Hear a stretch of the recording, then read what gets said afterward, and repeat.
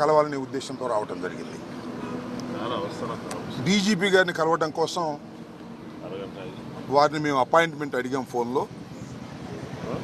వారి PSO PNO Govindarao గారు 4:35 వస్తే వారు మీతో కలుస్తారని, తరువాత వారు సెక్రటేరియట్కి వెళ్ళిపోతారని చెప్పారు. హుటాహుటిని బయలుదేరి 4:30 కల్లా కూడా మేము అక్కడికి చేరుకున్నాం. చేరుకున్న తర్వాత ఏం జరిగింది అనేది నేను చివరిలో చెప్తాను. మేము ప్రధానంగా వారిని రిప్రజెంట్ చేయాలనుకుంటున్నటువంటి అంశాలు 2. ఒకటి, మాజీ శాసనసభ్యుడు మొన్న గన్నవరంలో వైఎస్ఆర్సీపీ అభ్యర్థిగా పోటీ చేసి ఓటమి పాలైనటువంటి వల్లభనేని వంశీని ఈరోజు ఉదయం తెల్లారుజామున బహుశా 6 గంటలకో 5 గంటలకో హైదరాబాదులో వారిని అరెస్ట్ చేసినట్టుగా మీడియా ద్వారా మాకు సమాచారం అందింది. ఆ తరువాత వారు అసలు ఎందుకు అరెస్ట్ చేశారో మాకు అర్థం కాలేదు. కారణం ఏంటంటే ఆయన ఒక కేసులోనూ 2 కేసుల్లోనూ ముద్దాయిగా ఉన్నారు. ముఖ్యంగా గన్నవరం తెలుగుదేశం పార్టీ ఆఫీసు మీద దాడి జరిగిన కేసులో వారు ముద్దాయిగా ఉండటం, దాని మీద ఆయన కోర్టుకు వెళ్ళడం, ఆయనకి యాంటిసిపేటరీ బెయిల్ ప్రొటెక్షన్ ఇవ్వటం కూడా జరిగింది. కాబట్టి ఆయన అరెస్ట్ చేసినటువంటి అవకాశం లేదనే అభిప్రాయం మాకుంది. కానీ ఉదయాన్నే అరెస్ట్ చేశారనే వార్త తెలియగానే ఎందుకు అరెస్ట్ చేశారో అర్థం కాక ఆశ్చర్యపోయాం, దిగ్భ్రాంతి చెందాం. దీనికన్నా ముందు 2 రోజుల క్రితం ఒక సంఘటన జరిగింది. అదేమిటంటే ఈ వల్లభనేని వంశీ గారి మీద, వైసీపీ కార్యకర్తల మీద, తెలుగుదేశం పార్టీ ఆఫీస్ మీద దాడి జరిగిందని ఏదైతే 2022లో కంప్లైంట్ ఇచ్చారో ఆ కంప్లైంట్ ఇచ్చినటువంటి వ్యక్తి సత్యవర్ధన్ అనే వ్యక్తి మొన్న హఠాత్తుగా కోర్టు వారి దగ్గరికి వెళ్ళి పబ్లిక్ కోర్టులో మ్యాజిస్ట్రేట్ ముందు ఆయన ప్రాసిక్యూషన్ చెప్పేదంతా అబద్ధమని, తానిచ్చిన కంప్లైంట్ అది కంప్లైంట్ రూపంలో ఇవ్వలేదని, కేవలం ఏదో సాక్షి సంతకం పెట్టమంటే నేను వెళ్ళాని, వెళితే వారేదో రాసుకుని సంతకం పెట్టారనే విషయాన్ని గౌరవ న్యాయస్థానం ముందు చెప్పారు. ఇక్కడ బయట చెప్పింది కాదు. చెప్పిన తర్వాత ఒక్కసారిగా తెలుగుదేశం పార్టీ ఆశ్చర్యపోయింది. అరే, మనం చేసినటువంటి తప్పు తెలుసుకున్నారు, మనం దొంగ కేసు పెట్టించామనే విషయం తెలుసుకున్నారు. ఆ సత్యవర్ధన్ అనే వ్యక్తి ఎస్సీ కులానికి చెందటం వలన పైన రాసుకున్నారు సంతకం పెడితే నన్ను కులం పేరు కూడా తిట్టారని, ఎస్సీ ఎస్టీ అట్రాసిటీస్ యాక్ట్ కూడా పెట్టి బెయిల్ రాకుండా ఉండేందుకు కట్టుదిట్టంగా వాళ్ళు చేశారు అనేది తెలుసుకుని ఆశ్చర్యపోయి ఇదంతా ఫాల్స్ కేసు అని ప్రపంచానికి తెలిసింది. దానిలో తెలుగుదేశం వారు, లోకేష్ గారు, చంద్రబాబు నాయుడు గారు వీళ్ళందరూ కుట్ర చేసి ఈ సత్యవర్ధన్ తమ్ముడు అన్నో అరుణ్ అనే ఆయన్ని వాళ్ళు పట్టుకుని మా తమ్ముడి చేత బెదిరించి కిడ్నాప్ చేసి వంశీ వీళ్ళందరూ కూడా ఈ తప్పుడు స్టేట్మెంట్ మ్యాజిస్ట్రేట్ దగ్గర ఇప్పించారని ఒక కట్టు కథను అల్లి అది కేసు పెట్టి తెల్లారి అరెస్ట్ చేశారంట. ఇది విచిత్రమైన విషయం.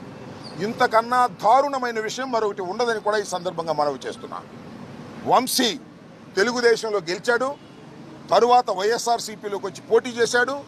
అందువల్ల వంశీ మీద చంద్రబాబు నాయుడు గారు అదేవిధంగా లోకేష్ గారు కక్ష కట్టారు. మా పార్టీలో గెలిచాడు, మా పార్టీలో గెలిచి వైసీపీలోకి వెళ్ళి పోటీ చేశాడు, మమ్మల్ని అనేక సందర్భాల్లో విమర్శించాడు. మా పార్టీలో ఉండి మా సామాజిక వర్గానికి చెందినటువంటి వ్యక్తి మమ్మల్ని దూషించడం ఏమిటి, మమ్మల్ని రాజకీయ విమర్శ చేయటం అనేది ఏమిటి అని కక్షగట్టి అనేక పర్యాయాలు వారి ప్రభుత్వం అధికారంలోకి వచ్చిన తర్వాత దాడులు చేయడానికి ప్రయత్నం చేశారు. కొన్ని సందర్భాల్లో వంశీని ఎలిమినేట్ చేయాలని కూడా ప్రయత్నం చేసినటువంటి విషయాలు నేను మీకు ప్రత్యేకంగా చెప్పవలసిన అవసరం లేదు. ఎన్నోసార్లు అరెస్ట్ చేయాలని ప్రయత్నం చేసినా న్యాయస్థానానికి వెళ్ళి వంశీ ప్రొటెక్షన్ తెచ్చుకోవడంతో ఇవాళ సడన్గా నిన్న సాయంత్రం మొన్న ఉదయం కేసు రిజిస్టర్ చేసి ఆ కేసుని ఇంకా ఆన్లైన్లో అప్లోడ్ కూడా చేయకోకుండా అరెస్ట్ చేసి తీసుకొచ్చి ఇవాళ కోర్టులో ప్రొడ్యూస్ చేయాలని అనుకున్నారు. రాత్రి లోపల కోర్టులో ప్రొడ్యూస్ చేస్తారు. చట్టం తన పని తాను చేసుకువెళ్తుంది. ఇది అన్యాయం. పోలీసు వారు తెలుగుదేశం పార్టీ వారితో కుమ్మక్కై వంశీని అరెస్ట్ చేశారనే విషయాన్ని డీజీపీ గారికి చెప్పే ప్రయత్నం చేస్తున్నాం. అంతేకాదు, పొద్దు నుంచి ఎవరిని కలవనీలా. వారి సతీమణి వెళ్తుంటే ఆమెను అడ్డగించారు, ఆమెను వెళ్ళనీయలేదు.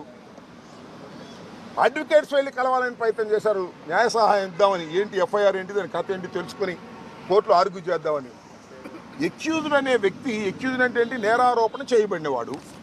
నేరారోపణ చేయబడినవాడే తప్ప నేరస్తుడు కాదు ఎవరైనా సరే, ఇంక్లూడింగ్ చంద్రబాబు కూడా, ఎవరైనా, జగన్మోహన్ రెడ్డి గారని ఏదైనా.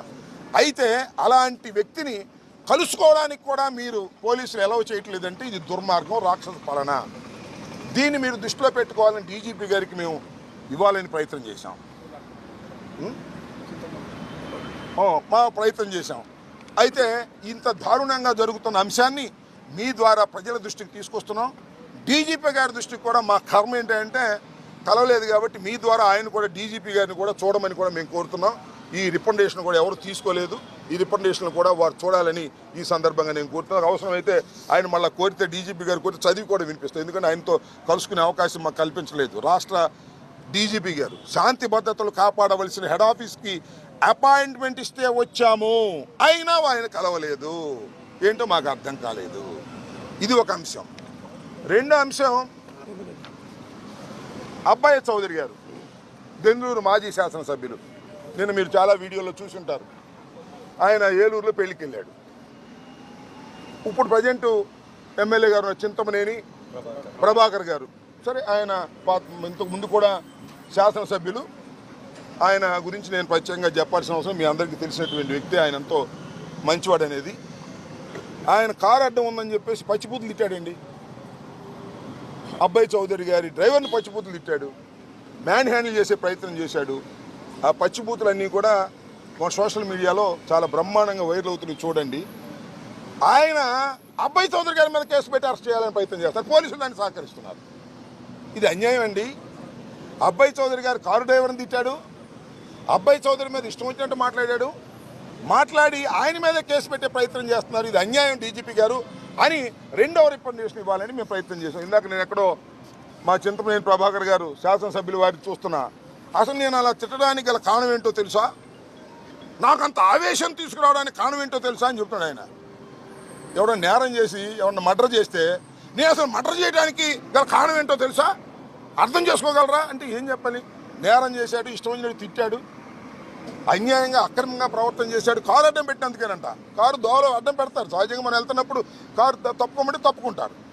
ఈ రకంగా రౌడీయుధం చేసే పరిస్థితికి తెలుగుదేశం శాసనసభ్యులు వస్తున్నారు. దీనికి పోలీసులు సహకరిస్తున్నారు. అలా సహకరించడం తప్పు అని చెప్పేందుకు మేము డీజీపీ గారిని వాళ్ళు కలవాలనుకున్నాం మేమందరం. కానీ ఆయన కలవలేదు. ఆయన చట్టబద్ధంగా ఉన్నటువంటి వ్యక్తి కాబట్టి డీజీపీ గారు గౌరవనీయులు, ఐపీఎస్ ఆఫీసర్, మిమ్మల్ని కలవకపోయినా, మా రికమెండేషన్లు ఆయన తీసుకోకపోయినా ఆయన యాక్షన్ తీసుకుంటారు, ఈ ప్రెస్ చూస్తారు, ఈ మీడియా సమావేశం చూస్తారని నేను అనుకుంటున్నా. చూడకపోతే మా కర్మ, అది మేమేం చేయలేం. ఇక్కడ జరిగిన ఇంకొక విషయాన్ని కూడా చెప్పాలా. ఇవాళ మేము అప్పిరెడ్డి గారు మేమందరం కలిసి డీజీపీ గారిని కలవాలనుకున్నాం. డీజీపీ గారిని కలవాలనుకుని డీజీపీ గారి దగ్గర పిఎస్ గానో పిఏ గానో పనిచేస్తున్న గోవిందరావు గారికి